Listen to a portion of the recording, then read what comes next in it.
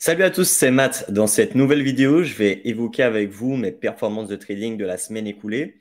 Je ferai également un focus sur le challenge 250 000 que j'ai débuté cette semaine et qui, vous le verrez, n'a pas très bien commencé. Ce challenge, vous pouvez le suivre en live sur mon compte Telegram. Mais avant de débuter, il est temps de connaître le regagnant du concours des 1000 abonnés.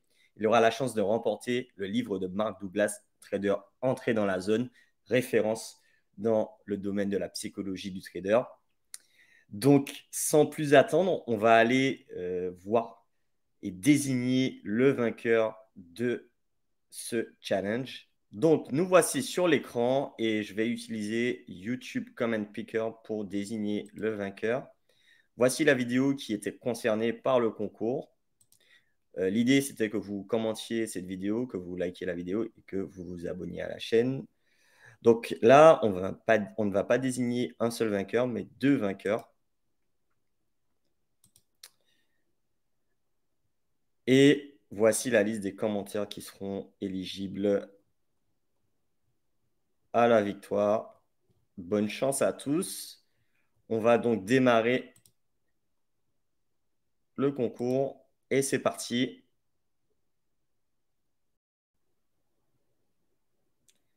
Et voilà, voici les deux vainqueurs, Erwan et Thial. Donc, une fois que cette vidéo sera postée, j'irai dans l'ancienne vidéo où vous avez commenté pour justement vous solliciter afin que vous puissiez m'envoyer vos coordonnées. Merci à tous et j'espère un prochain concours pour les 10 000 abonnés. Et là, le cadeau sera un peu différent, bien sûr. Et voilà, j'ai déjà ma petite idée. Passons maintenant à FTMO. Donc ici, nous sommes sur mon dashboard FTMO avec les trois comptes 1 de 200, 1 200, 1 200. J'ai fusionné deux comptes 200. Et donc, je suis heureux de vous informer que je fais partie du top 10 monde FTMO au 25 mars. Donc là, voici la liste euh, de tous les traders par pays qui sont dans le top 10. Et moi, je suis donc 7e monde ici, 8% de profit sur ce mois, ce cycle de trading en tout cas. Ici, également sur le compte de 200K, je suis 5e avec 14% de profit sur le compte de 200K, ce qui est énorme. Donc, je vais vous expliquer ça en détail par la suite. En tout cas, je suis heureux de ça. Maintenant, mes résultats que j'ai eus sont exceptionnels sur ce mois de mars. On va aller voir ça en détail, vous comprendrez, sachant que cette semaine a été un peu compliquée. Donc, on va sur les graphiques directement. Alors, ici, on est sur le gold. Alors, j'ai beaucoup insisté sur le gold cette semaine et je n'ai pas été en réussite. Donc, je vais vous expliquer. Alors, c'était la semaine dernière, donc au 15 mars. J'ai, au niveau du gold, pris un achat sur les niveaux 1900 et euh, profité de toute la hausse, en fait, jusqu'à 2000 $ avec un peu de levier, ce qui fait que sur mon compte de 200 000, j'ai réalisé un profit exceptionnel. Donc, j'ai renforcé la position à plusieurs moments. C'est une position que j'ai réussi à tenir. Je ne tiens pas les positions si longtemps, mais celle-ci, oui. Ce qui fait qu'aujourd'hui, je peux afficher 14% de profit sur mon compte de 200 000. Et donc, mon objectif final étant 2030, 2050, cette zone ici. Donc, je vais dézoomer en weekly pour que vous compreniez l'idée. Donc, ici, en fait, on a les plus hauts de tous les temps historiques qui sont à 2070. Et donc, mon idée, c'est que les cours allaient en ligne droite directement aller toucher justement ces plus hauts. En fait, ce qui s'est passé, c'est que j'ai beaucoup trop insisté probablement sur une hausse en ligne droite. Ce qui fait qu'en fait, j'ai essayé de payer, donc d'acheter les replis. Ce qui s'est passé, c'est qu'ici, par exemple, ayant vu que le cours avait réagi sur les niveaux 1970, 1965, je me suis dit que le cours allait remonter. Donc, en fait, quand j'ai détecté le rebond, lundi, j'ai proposé un trade à 1978 environ. trade qui n'a pas réussi à aller plus haut que 1983-84. Et donc, il est redescendu et allait toucher le stop. Premier trade perdu de la semaine. Ensuite, sur les niveaux 1953, j'ai en H1 détecté donc une opportunité. L'opportunité, en fait, c'était celle-ci.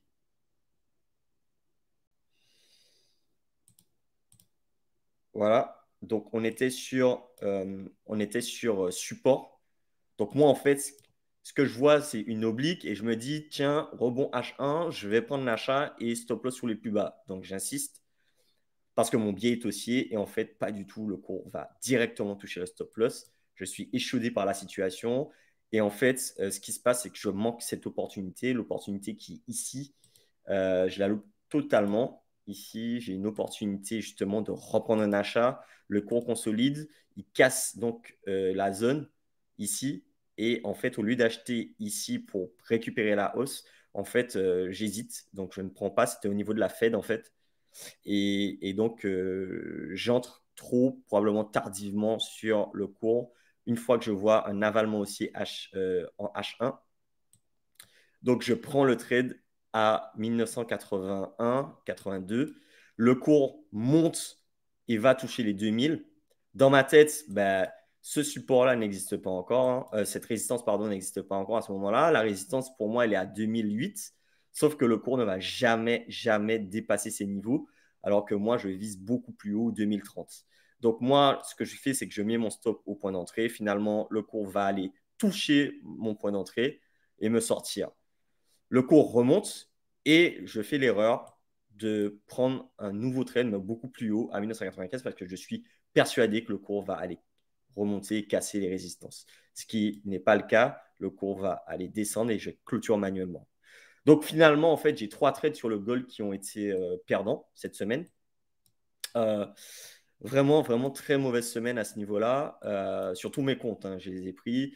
Bien sûr, je suis sur des leviers qui sont beaucoup plus faibles que ce que je fais sur le challenge. Donc, les pertes sont beaucoup moins importantes. Ça, c'est une évidence. Ce qui fait que ça n'affecte pas mes résultats négativement. Au pire, je perds 1% de mon compte ou 1,5%, pas plus, mais pas 2,7% comme on peut le voir sur E8 Fundings. NZD-JPY, donc ici NZD-Yen, support oblique haussier mensuel. Donc ici, en fait, même idée, je viens proposer donc un trade en estimant que le cours va rebondir. Donc je propose un trade à la hausse vers 81-95. Ici, en fait, le cours, dans un premier temps, en fait, là, il y a 2 trades. Hein. Un premier trade, le cours va descendre et aller toucher pour 0,2 pips. Je vais zoomer en H1, vous allez comprendre. Le cours va aller toucher pour 0,2 pips le stop loss et remonter. C'est rageant. Hein. Et du coup, quand je vois ça, je décide de reprendre une nouvelle position sur les mêmes niveaux. Et finalement, ça repart à la hausse. Donc, je prends des profits partiels, puis je clôture quand je vois que le cours atteint donc ici donc cette résistance baissière. Donc, en fait, je clôture finalement toute la position vers 82,30. Donc, ici, c'est ma seule position finalement positive de la semaine. Et finalement, les cours vont aller casser le support oblique hebdo, totalement baissier donc. Voici un peu pour les trades de la semaine. Ce qui fait que quand je vais sur le compte E8 Fundings, donc que vous voyez ici, je vois donc moins 2,7% donc de pertes sur le compte de 250 000. Ma limite, c'est 230 000 $, donc j'ai encore de la marge. Et voilà, donc la limite journalière de perte est de 5%. Donc je suis encore dans les eaux. Donc voilà, c'est ça, moins 6 775 $ de perte, 4 jours de trading. Donc là, voici tous les trades que je vous ai listés qui sont ici. Vous avez accès maintenant à ce compte-là en investisseur. et aussi au compte 8cap Demo sur lequel les mêmes trades sont pris concrètement. Donc, le trade sur l'or, pourquoi je ne l'ai pas pris sur le compte démo? C'était un trade de long terme. J'étais pas forcément hyper confiant. J'avais pas mal de leviers quand même sur ce trade, donc je voulais pas le prendre sur le compte démo. Voilà, je l'ai pas pris comme ça. J'aurais dû probablement, mais ça n'a pas été le cas. Voilà, c'est tout. Donc, voilà un peu pour résumer la situation. Je sais que certains d'entre vous suivent les trades, sont aussi dans un challenge.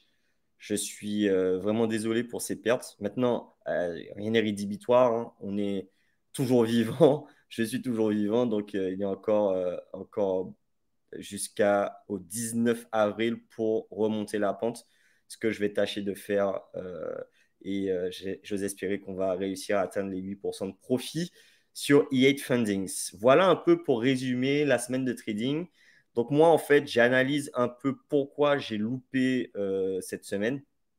Je pense que j'ai beaucoup trop insisté. J'avais un biais positif et j'avais trop confiance, probablement trop confiance par rapport au gain que j'ai fait sur l'or les jours précédents. Donc, on va tâcher de corriger le tir et de faire beaucoup plus attention pour cette semaine à venir. On retourne sur App Sorteos. Donc, félicitations encore à Erwan et Théal. Et je vais donc vous contacter en commentaire pour vous envoyer le livre Mark Douglas, Entrée dans la zone. Encore félicitations et merci à tous d'avoir participé à ce concours. Merci à tous d'être de plus en plus nombreux à me suivre. Voilà, il y a des jours, le trading, c'est ça. Des fois, on gagne, des fois, on perd. L'important, c'est qu'on gagne plus souvent qu'on ne perd. Et surtout, gardez toujours en tête le mindset. C'est très important pour pouvoir durer sur le long terme. Voilà, merci à tous d'avoir regardé cette vidéo. N'hésitez pas à commenter, à liker et à vous abonner à la chaîne et bien sûr à me suivre sur les différents réseaux. Je vous dis à bientôt. Ciao.